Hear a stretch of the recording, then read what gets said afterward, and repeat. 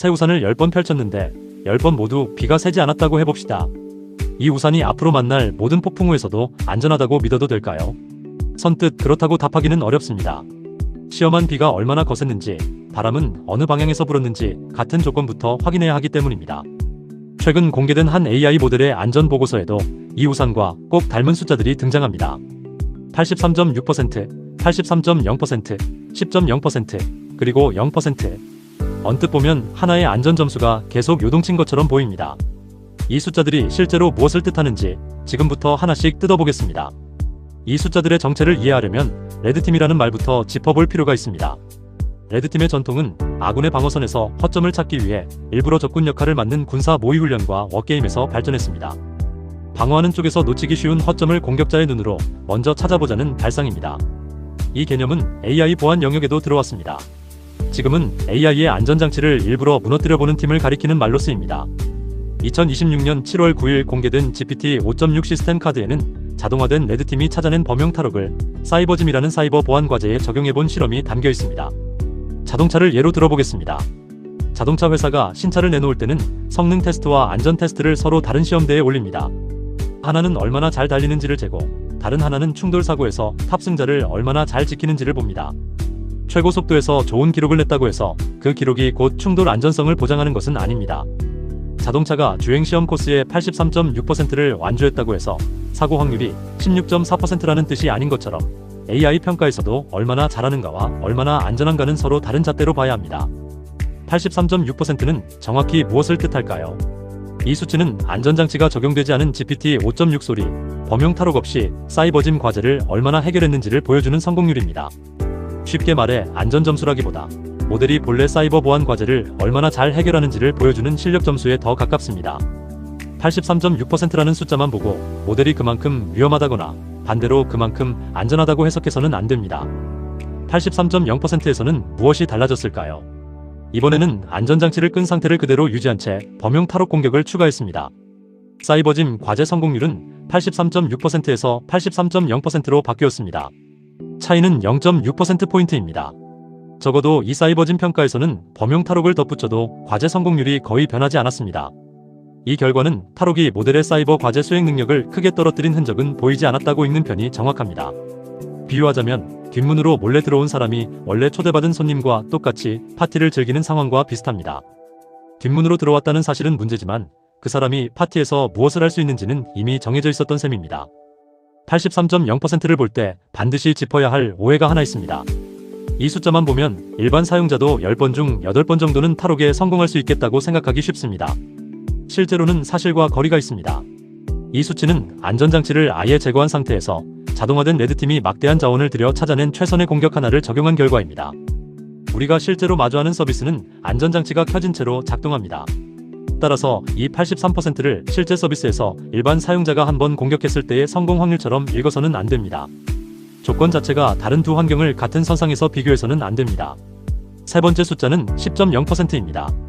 같은 범용 탈옥을 이번에는 추가 완화 조치 전에 안전장치가 켜진 조건에서 시험했습니다. 사이버짐 과제 성공률은 10.0%로 떨어졌습니다.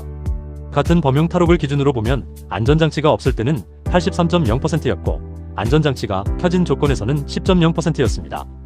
적어도 이 평가에서는 안전장치가 해당 공격의 효과를 크게 낮춘 것으로 볼 수 있습니다. 다만 20%를 같은 공격을 10번 반복하면 한 번 성공한다는 확률로 읽어서는 안 됩니다. 이 수치는 공격자가 사이버짐에서 해결한 과제의 비율을 뜻합니다. 실제 서비스에서 한 번 공격했을 때의 단일 시도 성공 확률과는 다른 숫자입니다. 보안 수치를 볼 때는 얼마나 줄었는가 못지않게 무엇을 기준으로 줄었는가가 중요합니다. 83.0%와 10.0%는 숫자만 놓고 보면 큰 차이처럼 보입니다. 두 결과는 안전장치 조건부터 서로 다릅니다. 안전장치의 유무뿐 아니라 공격 종류나 시도 횟수가 달라져도 숫자의 의미는 달라질 수 있습니다. 수치를 접할 때 %부터 비교하기보다 어떤 조건에서 나온 숫자인지 먼저 확인하는 습관이 도움이 됩니다. 마지막 숫자인 0%는 완벽한 해피엔딩일까요? 추가 완화 조치를 적용한 뒤 같은 범용 탈옥을 다시 평가했더니 성공률이 0%를 기록했습니다. 동전을 10번 던졌는데 앞면이 한 번도 나오지 않았다고 해서 앞면이 나올 확률이 정말 0이라고 단정할 수는 없습니다. 마찬가지로 이 0%도 우선은 이 시험에서 성공 사례가 관찰되지 않았다는 뜻으로 읽어야 합니다. 미국 표준기술연구소 니스트는 독립적인 반복 시험을 전제로 할 때 관찰된 실패수나 표본수가 매우 작으면 정확한 이항 신뢰 구간 같은 방법이 필요할 수 있다고 설명합니다. 다만 사이버짐은 서로 다른 보안 과제로 구성된 벤치마크입니다. 이런 통계 공식을 이번 0% 결과에 그대로 대입할 수 있다는 뜻은 아닙니다. 핵심은 0%라는 측정값과 실제 값이 정말 0이라는 결론은 서로 다르다는 점입니다. 측정된 값과 실제 값에 대한 추정은 서로 구분해서 봐야 합니다. 의약품 임상시험을 떠올리면 조금 더 익숙합니다. 신약을 100명에게 투여했는데 부작용이 한 건도 나오지 않았다고 해서 세상 모든 사람에게 부작용이 전혀 없다고 결론 내리지는 않습니다. 같은 이유로 딱 한 번의 평가에서 나온 0%는 아직 신뢰를 다 쌓지 못한 숫자에 가깝습니다. 시험 대상이 늘어나고 다양한 조건에서 평가가 반복될수록 0건이라는 관찰 결과를 얼마나 믿을 수 있는지 판단할 근거도 더 쌓이게 됩니다.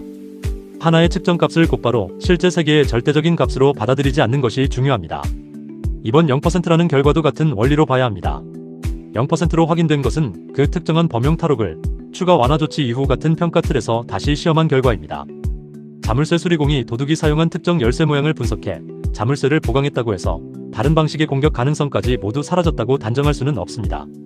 같은 목적의 공격이라도 표현과 언어, 형식에 따라 다양하게 변형될 수 있기 때문입니다. 이번 0%만으로 다른 탈옥까지 모두 막혔다고 해석해서는 안 됩니다. 오픈 AI 스스로도 어떤 모델에든 이런 범용 탈옥이 존재할 가능성이 높다고 보고 있습니다. 배포 이후에도 자동 레드팀을 계속 운영하면서 새로 신고된 탈옥을 재현하고 완화 조치를 적용한 뒤 다시 시험하겠다고 밝히고 있습니다. 한 번 방어에 성공했다고 해서 모든 작업이 끝나는 구조는 아닙니다. 새로운 공격 방식이 발견되면 다시 재현하고 방어책을 손보고 다시 시험하는 과정이 이어집니다. AI 안전은 한 번 완성하면 끝나는 목적지라기보다 계속 확인하고 갱신해야 하는 과정에 더 가깝습니다. 이런 착시는 AI 업계에만 있는 일이 아닙니다. AI 안전 수치도 안전장치가 켜져 있었는지 꺼져 있었는지에 따라 같은 퍼센트의 의미가 달라질 수 있습니다. 코딩 평가에서 흔히 쓰이는 패스 애돈과 패스 애텐도 마찬가지입니다. 한 번 시도에 성공할 확률과 10번 시도에 한 번이라도 성공할 확률은 완전히 다른 질문입니다. 백신 예방 효과가 95%라는 문장 역시 감염 자체를 막는다는 뜻인지 중증으로 발전하는 것을 막는다는 뜻인지에 따라 숫자의 의미가 달라집니다. 조건이 생략된 퍼센트 기호는 보는 사람마다 서로 다른 그림을 상상하게 만들 수 있습니다. 숫자는 거짓말을 하지 않지만 문맥 없는 숫자는 착시를 일으킵니다. AI 평가 숫자를 마주할 때는 5가지 질문을 순서대로 던져보는 습관이 유용합니다. 첫째, 정확히 어떤 모델과 버전을 시험했는가? 둘째, 안전장치는 켜져 있었는가, 꺼져 있었는가? 셋째, 몇 번을 시도했고 그중 몇 번이 성공했는가? 넷째, 시험한 공격 방법은 얼마나 다양했는가? 다섯째, 평가받은 버전이 지금 실제로 서비스되는 버전과 같은가? 이 5가지 조건을 충분히 확인한 뒤에야 서로 다른 숫자를 같은 선상에 놓고 비교해도 되는지 판단할 수 있습니다. 처음의 우산 이야기로 돌아가 보겠습니다. 83%의 공포를 느끼거나 0%에 안심하기 전에 먼저 물어야 할 것은 이 숫자가 정확히 무엇을 재고 있는가입니다. 안전장치는 켜져 있었는지, 공격은 몇 번 시도됐는지, 성공의 기준은 무엇이었는지까지 함께 읽어야 숫자는 비로소 의미를 갖습니다. 완벽한 방어를 기대하기보다 끊임없이 확인하고 질문하는 자세를 유지하는 것이 중요합니다. 그 질문을 놓지 않는 한 숫자는 우리를 속이는 도구가 아니라 우리가 다룰 수 있는 도구로 남을 수 있습니다. 오늘 영상에서 다 담지 못한 전문가용 심화 팁과 상세한 요약 정보는 화면의 테크소피 공식 블로그에서 확인하실 수 있습니다.